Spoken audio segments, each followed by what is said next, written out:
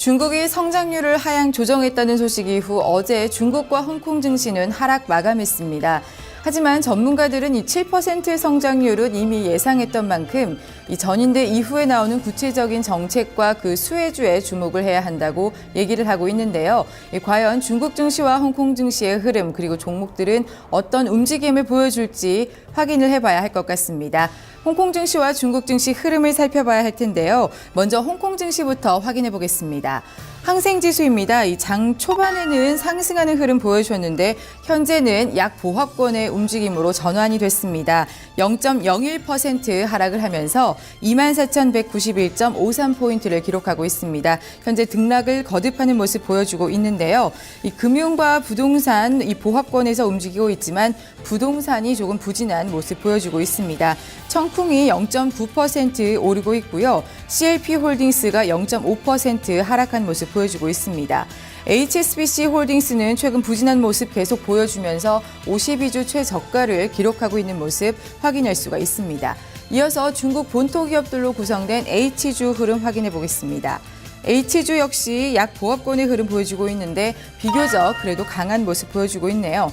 0.37% 오르면서 11,640.32포인트를 기록하고 있는 모습 확인할 수가 있습니다. 42.55포인트를 오르면서 기록하고 있는데요. 현재 전체적으로 봤을 때는 청도 맥주와 PICC, PNC가 좀 부진한 흐름을 보여주고 있고요. NCI가 1% 이상 오르는 모습 확인할 수가 있습니다. 전반적으로 홍콩 증시는 최근 부진한 모습을 보여주고 있는 것 확인할 수가 있는데요. 이 중국 경제 성장 둔화 우려와 함께 소매 판매 지표가 부진하다는 모습이 시장 전반적으로 투자 심리 위축에 영향을 주고 있는 것 확인할 수가 있습니다. 다음 중국 증시 본토 지수 확인을 해보도록 하겠습니다. 상하이 종합지수 흐름 역시 현재는 약세의 흐름으로 좀 전환한 모습 보여주고 있는데요. 지금은 다시 강세로 반전을 했습니다. 0.12% 오르면서 3,252.72포인트를 기록하고 있네요. 현재 4포인트 소폭 오른 모습 확인할 수가 있습니다.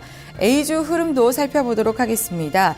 상하이 A주 흐름입니다. A주 지수는 0.13포인트 역시 강세 흐름 보여주고 있습니다. 4.31포인트 오르면서 3,408.03포인트를 기록하고 있고요. 다음 대형주 흐름 역시 살펴보도록 하겠습니다. 조금 더 오른 모습 보여주고 있는데요. 0.28% 오르면서 7,735.69포인트를 기록하고 있습니다. 마지막으로 중형주 흐름 살펴보도록 하겠습니다. 상하이 380 지수입니다.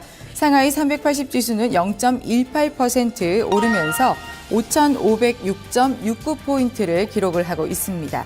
전반적으로 홍콩보다는 중국 본토 증시가 상승 탄력이 조금 있는 모습 확인할 수가 있겠습니다. 이어서 중국 관련 뉴스 전해드릴 텐데요. 오늘은 어제 전인대에서 발표된 구체적인 정책 관련 뉴스 전해드리겠습니다. 시장의 관심은 이 성장률 외에 또 국방비에 쏠려 있었습니다. 이 전체적으로 보면 증가폭은 작년보다 둔화됐지만 규모로만 보면 사상 최대 수준인데요. 이를 우려하는 목소리가 미국과 일본에서 나오고 있습니다. 관련 소식 일본의 요미우리 신문 통해서 전해드리겠습니다.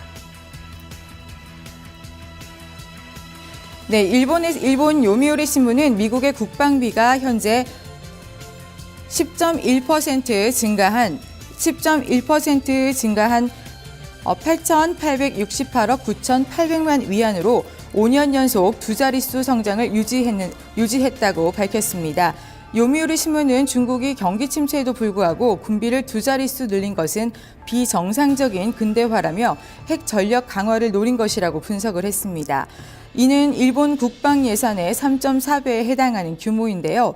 중국은 구체적인 내역을 공표하지 않고 있지만 바다 공군력 증강이나 핵 미사일 전력의 강화 또 우주 개발의 움직임이 눈에 띄고 있는 만큼 국방 예산이 이쪽에 투입될 것이라고 예상을 했습니다.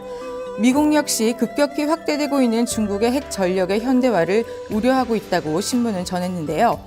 이와 관련해서 일본의 관방장관은 중국의 국방정책의 투명성을 향상시키는 것을 요구하고 싶다며 미일 동맹을 강화할 필요가 있다고 언급했습니다.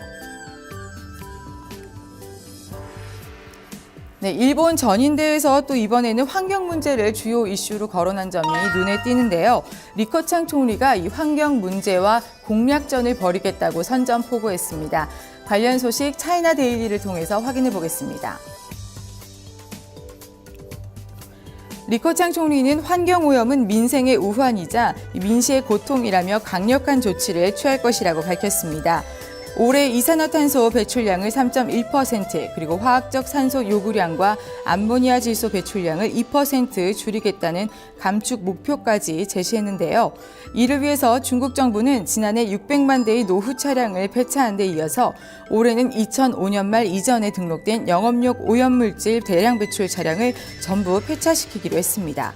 또 각 지방정부의 환경 관련 입법과 감독을 중앙정부가 감시하는 듯 감독 기능도 획기적으로 바꾼다는 방침입니다. 리커창 총리는 오염물질을 배출한 자에게 강펀치를 날리고 이 막대한 대가를 치르게 하겠다고 강조했습니다.